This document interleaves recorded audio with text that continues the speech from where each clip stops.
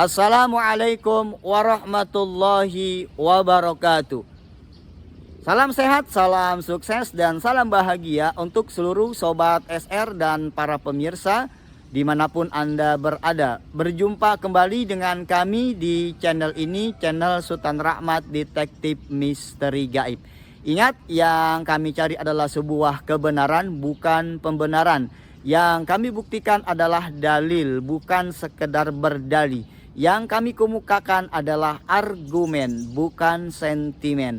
Dan pada kesempatan yang berbahagia ini, kami kembali hadir di hadapan para pemirsa untuk terus berbagi pengetahuan-pengetahuan tentang dunia metafisika.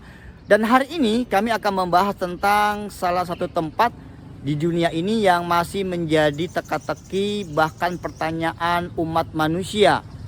Bahkan tempat ini sangat misterius, ilmu pengetahuan dan sains pun tak mampu untuk dapat menjangkau dan menemukan tempat ini. Tempat tersebut dikenal oleh sebagian besar umat manusia, yaitu Telaga Ainul Hayat atau sumber air kehidupan. Sebenarnya apa sih Telaga Ainul Hayat tersebut? Apa manfaatnya? Kemudian keberadaannya itu adanya di mana? Benarkah Telaga Ainul Hayat tersebut merupakan fakta yang Allah sembunyikan atau hanya merupakan dongengan-dongengan, kisah-kisah Israiliyat yang beredar dan masuk ke agama Islam? Baik para sobat dan para pemirsa, kalau kita melihat beberapa riwayat tentang Telaga Ainul Hayat ini, ada beberapa sumber riwayat dari para sebagian ulama, khususnya ulama-ulama sufi, yang berkisah tentang Allah menciptakan alam semesta ini.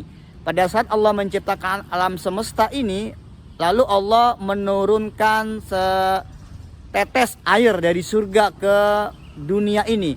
Lalu dari tetesan air surga itu terbentuklah sebuah telaga yang memiliki air yang sangat jernih.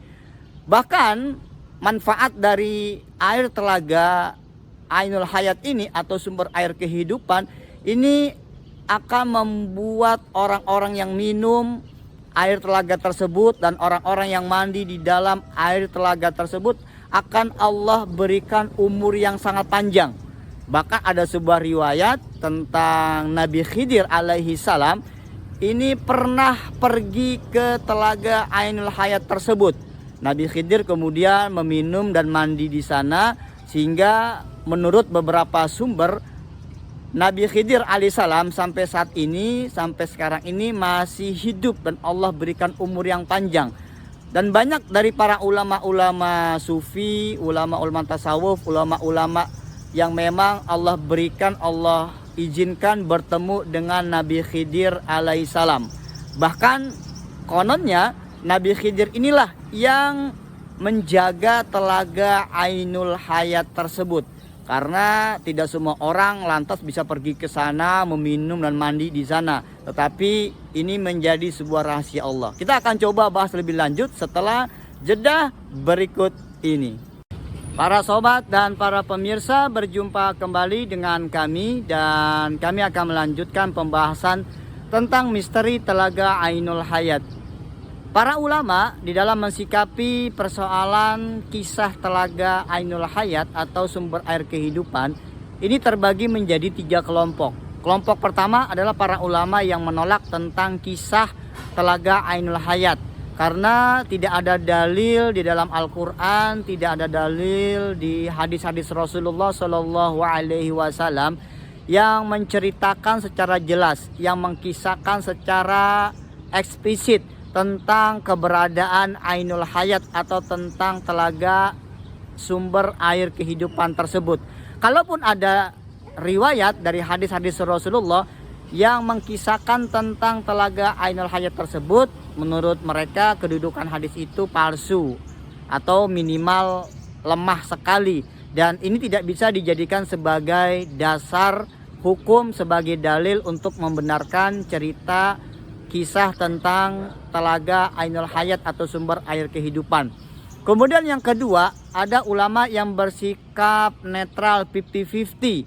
Bisa jadi percaya, bisa jadi tidak, karena ini merupakan bagian dari kisah Israiliyat, yaitu kisah-kisah yang berkembang sebelum era Islam. Di masa Yahudi dan Nasrani, kemudian kisah ini dibawa dan masuk ke dalam ajaran agama Islam. Karena kisah Israiliyat bisa jadi itu benar, faktanya ada, dan bisa jadi bahwa kisah itu adalah bohong. Kemudian yang ketiga adalah kelompok ulama yang mempercayai, yang meyakini tentang keberadaan telaga Ainul Hayat tersebut atau sumber air kehidupan. Karena memang tempat ini, telaga ini Allah sembunyikan dari orang-orang umum. Hanya orang-orang tertentu saja yang Allah kehendaki yang dapat melihat, yang dapat menjumpai ke tempat telaga Ainul Hayat atau sumber air kehidupan tersebut. Para ulama di kelompok yang ketiga inilah yang lebih dikenal dengan ulama-ulama sufi, yang mereka melakukan pendekatan terhadap hal-hal yang bersifat ghaibiyah, bukan saja dengan menggunakan dalil Al-Quran dan hadis, tapi juga menambahnya dengan pengetahuan intuisi yang Allah berikan cahaya ke batin mereka, yang Allah berikan nur ke dalam kolbun mereka, para ulama-ulama sufi, sehingga mereka terbuka hijab yang menghalangi tentang keberadaan telaga Ainul Hayat tersebut atau sumber air kehidupan. Lalu di manakah keberadaan dari telaga Ainul Hayat tersebut? Memang tidak ada yang tahu keberadaan dari telaga Ainul Hayat. Hanya orang-orang tertentu saja, para ulama-ulama tertentu saja yang Allah berikan kepada mereka dapat melihat, dapat mengetahui keberadaan telaga Ainul Hayat. Ada beberapa sumber-sumber yang dapat kami ketahui tentang keberadaan telaga Ainul Hayat tersebut. Berdasarkan pengetahuan intuisi dari para ulama-ulama sufi, bahwasanya telaga itu memang seperti telaga pada umumnya dan airnya sangat jernih. Dan di tempat itu terhampar dataran yang cukup luas.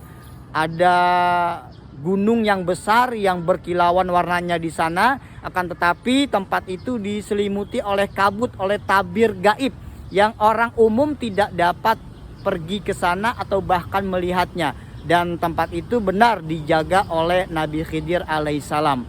Para sobat dan para pemirsa, ini memang pendekatannya bukan dengan pengetahuan atau sains ya, tapi dengan pengetahuan batin, pengetahuan intuisi. Ya, bagi para sobat, para pemirsa yang memiliki pengetahuan intuisi, bisa untuk mencek keberadaan telaga Ainul Hayat tersebut.